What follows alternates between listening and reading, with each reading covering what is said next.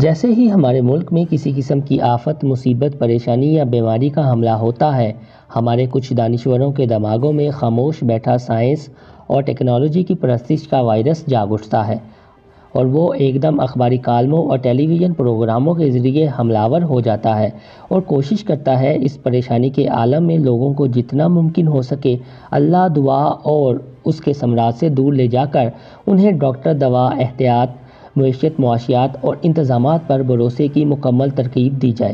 ایسے دانشوروں کے دامن میں جس قدر بھی دعا کے تصور، اللہ کے قادر و مطلق ہونے اور مرض کو ختم کرنے کے اختیار کا مذاق اڑانے کا ہنر ہوتا ہے، وہ اسے ضرور استعمال کرتے ہیں۔ وائرس کی اس عالمی وبا کے دوران ان قلمکاروں کا یہ وائرس بھی خوب اچھل کر حملہ آور ہو رہا ہے۔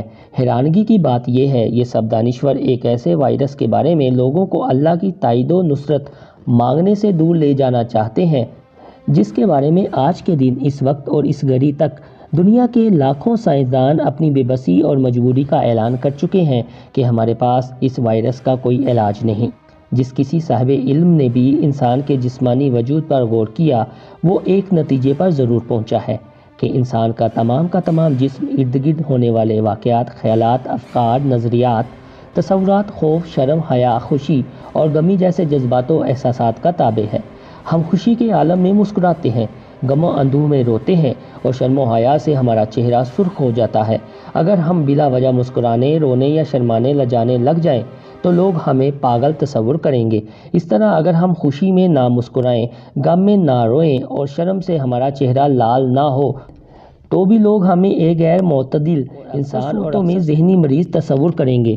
میڈیکل سائنس گزشتہ کئی صدیوں سے اس بات پر متفق ہے کہ انسان کی بیماری اور صحت دونوں کا اصل دار و مدار اس کے ذہن اور اس پر چھائے ہوئے خیالات و افکار سے جنم دینے والی ذہنی کیفیت سے ہے۔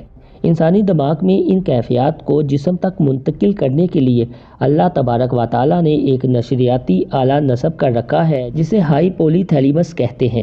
یہ آلہ انسانی جسم کے بے شمار افعال کو کنٹرول کرتا ہے، جیسے بھوک، پیاس، تھکن، نیند، یہاں تک کہ محبت، نفرت اور جنس وغیرہ۔ اگر یہ نشریاتی آلہ کسی بیرونی خوف یا ارد گرد کے حالات کی وجہ سے پریشان ہو جائے تو پھر اس کی پریشانی پورے جسم میں منتقل ہونے لگتی ہے۔ اس کا موڈ ہی ہے جو ایک اہم ترین بلغمی غدود کے ذریعے جسم میں صحت مند یا غیر صحت مند ہارمونز پیدا کرتا ہے۔ یہی موڈ ذہن میں صحت مندی اور بیماری کو جنم دیتا ہے۔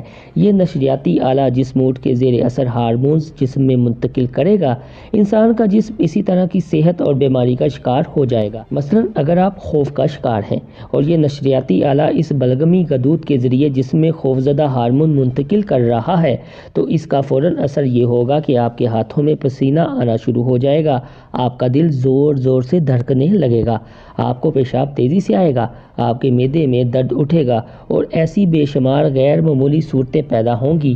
ایسا کیوں ہوتا ہے؟ کیا جسم کے ان حصوں میں کسی وائرس نے حملہ کر دیا ہے یا پھر ہمیں کوئی جسمانی بیماری لاحق ہو گئی ہے؟ نہیں، بلکہ وجہ یہ ہے کہ آپ کا ذہن خوف زدہ ہے اور اس نے اپنا خوف جسم میں منتقل کر دیا ہے۔ جیسے ہی یہ خوف ختم ہوگا، آپ نارمل ہو جائیں گے۔ اب ذرا اس خوف کو مستقل کر دیں، ایسا خوف جس سے نجات نہیں، ایسا خوف جس کا آپ کے پاس کوئی علاج نہیں۔ اس کا نتیجہ یہ نکلے گا، آپ کے دل کی دھڑکن مستقل خراب رہنے لگے گی، آپ کو پیشاب مستقل زیادہ آئے گا اور بعض حالتوں میں تو کنٹرول ہی مشکل ہو جائے گا، آپ کا معدہ خراب رہنے لگے گا، بھوک اٹھ جائے گی، نیند غائب ہو جائے گی، آپ بغیر کسی وجہ کے بیمار رہنے لگیں گے۔ اس بیماری کو جدید دور میں نفسیاتی جسمانی بیماری سائیکومیٹک ڈس آرڈر کہتے ہیں۔ آج کے دور میں بلڈ پریشر، معدے کا السر، ایگزیما اور دیگر ایسی کئی بیماریاں خالصتاً اس ذہنی کیفیت کا نتیجہ تصور ہوتی ہیں۔ یہ نشریاتی ادارہ اگر پریشان حال ہے، خوف کا شکار ہے، اس کا ایک اور بدترین اثر یہ ہوتا ہے کہ آدمی کو اگر کسی بھی قسم کی بیماری لاحق ہے تو وہ مزید بڑھنے لگتی ہے، مستقل ہو جاتی ہے اور بہترین دوا بھی اس پر اثر نہیں کرتی۔ آدمی ایک ڈاکٹر سے دوسرے اور ایک دوا سے دوسری دوا پر منتقل ہو جاتا ہے، لیکن بیماری جان نہیں چھوڑتی۔ پھر ایک وقت ایسا آتا ہے کہ اگر یہ خوف انسان کے دماغ سے نہ نکلے تو وہ آدمی ایک مستقل مریض بن جاتا ہے۔ ایسے میں لا علاج مرض کا علاج تو ممکن نہیں ہوتا، مگر آدمی بے شمار ایسی دعائیں استعمال کرنے لگتا ہے جو پس پردہ خوف تو دور نہیں کر سکتی، لیکن اس نشریاتی ادارے کو کچھ دیر کے لیے نکارہ بنا دیتی ہیں، سلا دیتی ہیں، اور آدمی عارضی طور پر پرسکون ہو جاتا ہے۔ ان دوائیوں کو مسکن دوائیاں کہا جاتا ہے۔ ان کا اثر ایسے ہی ہوتا ہے جیسے کبوتر بلی کو دیکھ کر آنکھیں بند کر لیتا ہے یا شتر مرغ خطرہ بھانپ کر ریت میں منہ چھپا لیتا ہے۔ سوال یہ ہے کہ ذہن کو خوف سے آزاد کیسے کیا جا سکتا ہے؟ یہ مطمئن اور خوش و خرم کیسے رہ سکتا ہے؟ اسے ہر حال میں شکر گزار اور شکوے شکایتوں سے کیسے دور رکھا جا سکتا ہے؟ اسے اس دنیا کی بے ثباتی پر یقین اور اس فانی زندگی کے بعد شاندار اور خوش کن آخرت کے لیے تیار کیسے کیا جا سکتا ہے؟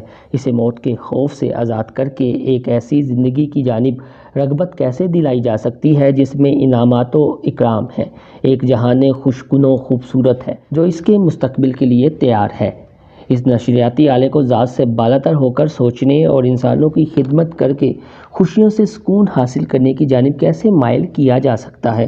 یہ وہ تمام اہداف ہیں، مقاصد ہیں، طرز زندگی کی صفات ہیں جو اگر انسان میں پیدا ہو جائیں تو اس کا یہ نشریاتی ادارہ ایسا مطمئن ہوتا ہے، جس کے نتیجے میں ایسے صحت مند ہارمون جسم میں منتقل کرتا ہے کہ آپ پرمسرت زندگی گزارنے لگتے ہیں۔ آپ کی نیند، بھوک، سانس، معدے کا ہاضمہ، غرض ہر چیز ایک صحت مند زندگی کی عکاس بن جاتی ہے، اور اگر آپ کو کبھی جسمانی طور پر کوئی بیماری لگے بھی تو وہ معمولی سی دوا بلکہ احتیاط سے ہی ٹھیک ہو جاتی ہے۔ دوستو، اولیاء مقبول جان نے وائرس سے جنگ اور اللہ کی ضرورت کے موضوع پر اپنے کالموں کا ایک سلسلہ شروع کیا ہے۔ یہ اس کالم پر مبنی پہلی ویڈیو ہے۔ مزید جوں ان کے کالم آتے جائیں گے ہم اس پر ویڈیو بناتے جائیں گے۔ آپ کو میری یہ ویڈیو پسند آئے تو میرا چینل انسائیڈ اسٹوریز سبسکرائب کرنا نہ بھولیے گا، یاد سے بیل آئیکن کا بٹن بھی دبائیے گا، ویڈیو کو لائک بھی کیجیے گا اور دوستوں کے ساتھ شیئر بھی کیجیے گا۔ اللہ حافظ۔